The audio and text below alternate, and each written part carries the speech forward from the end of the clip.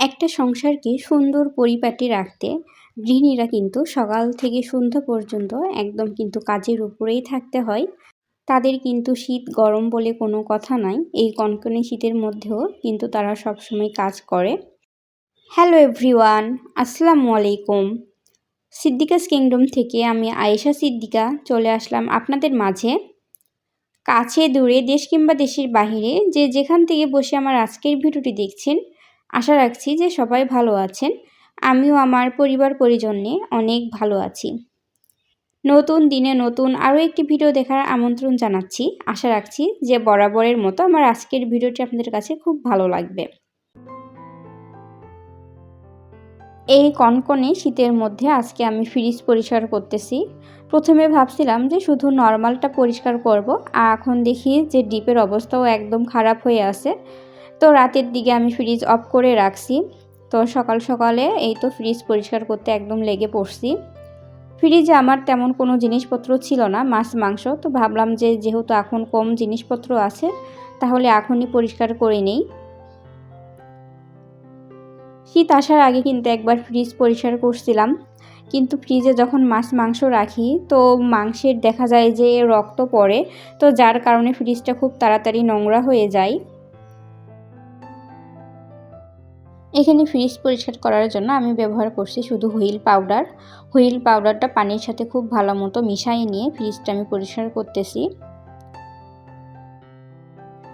একটা গৃহিণীদের একটা সংসারকে পরিপাটি করে গুছিয়ে রাখতে কত কিছুই না করতে হয়। তাদের কিন্তু অনেক কষ্টের পরে একটা সংসার কিন্তু পরিপাটি রাখা যায়। কিন্তু দিন শেষে কিছু লোক বলে যে তুমি সারাদিন কি করো, বাসায় তো তেমন কাজ নাই। কিন্তু একটা সংসার যখন পরিপাটি রাখা হয়, সেই সকাল থেকে কিন্তু রাত পর্যন্ত সবসময় কাজের উপরেই থাকতে হয়। আমার মোটামুটি ফ্রিজটা পরিষ্কার করা হয়ে গেছে। ফ্রিজ পরিষ্কার করার পর দুপুরের জন্য কিন্তু আবার রান্নাবাড়ি করতে হবে।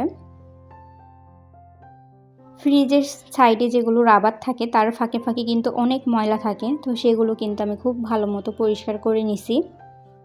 আর এখানে একটু গ্লাস ক্লিনার দিয়ে ফ্রিজটা আমি সামনের দিকে মুছে নিচ্ছি, কারণ এমনি পানি দিয়ে এগুলো মুছলে দেখা যায় যে দাগ পড়ে, তাই আমি গ্লাস ক্লিনার দিয়ে এটা পরিষ্কার করে নিছি। কিছুদিন পর পর যদি আমরা ফ্রিজটা পরিষ্কার করি, তাহলে ফ্রিজের কিন্তু এক্সট্রা যে গন্ধটা সেটা কিন্তু আর অতটা হয় না। আর খাবার যদি বক্সে রাখা হয় তাহলে অনেকটাই গন্ধ কমে যায়, কারণ দেখা যায় যে খাবার যদি আমরা বক্সে করে না রাখি তাহলে এক খাবারের গন্ধ আবার আরেক খাবারে চলে যায়। আর এই কারণে ফ্রিজে যখন কোনো কিছু খাবার রাখা হয় তখন দেখা যায় যে ফ্রিজের কিন্তু একটা গন্ধ হয়। তাই আমি চেষ্টা করি যাতে ফ্রিজে বক্সে করে খাবার রাখার জন্য। এখানে ডিম আনা হয়েছিল, তো সেগুলো বক্সে করে রাখছি, আর কিছু ডিম এখানে বাহিরে রেখে দিছি। তো ফ্রিজ কিন্তু আমার সব কিছু পরিষ্কার করা হয়ে গেছে। তো ফ্রিজটাও আমি চালু করে দিছি।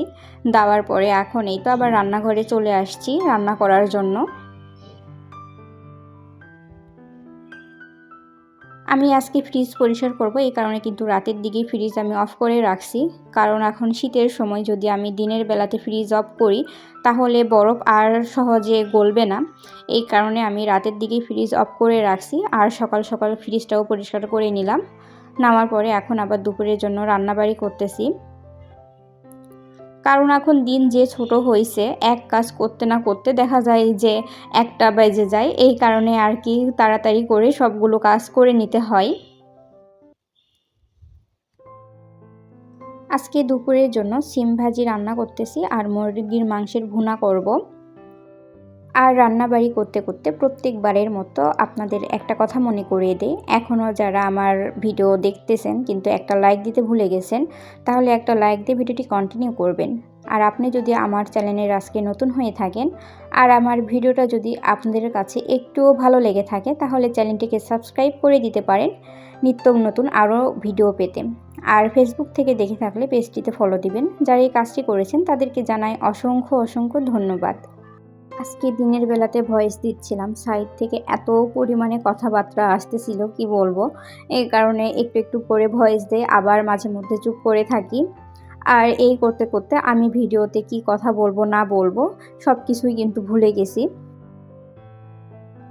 আর এইদিকে কিন্তু আমার রান্না বাড়িও হয়ে গেছে। মাংস ভুনা করে নিলাম আর এখন সিম ভাজি করে নিচ্ছি। তো কথা বলতে বলতে ভিডিওর একদম শেষ পর্যায়ে চলে আসছি। আজকের ভিডিও এই পর্যন্ত, দেখা হবে অন্য কোনো ভিডিও নিয়ে। সেই পর্যন্ত সবাই ভালো থাকবেন, সুস্থ থাকবেন। আর আমার ভিডিওটা কেমন লাগছে তো অবশ্যই কিন্তু আমাকে কমেন্টের মাধ্যমে জানাবেন। পরবর্তী ভিডিও দেখার আমন্ত্রণ জানিয়ে ভিডিওটি এখানেই শেষ করছি।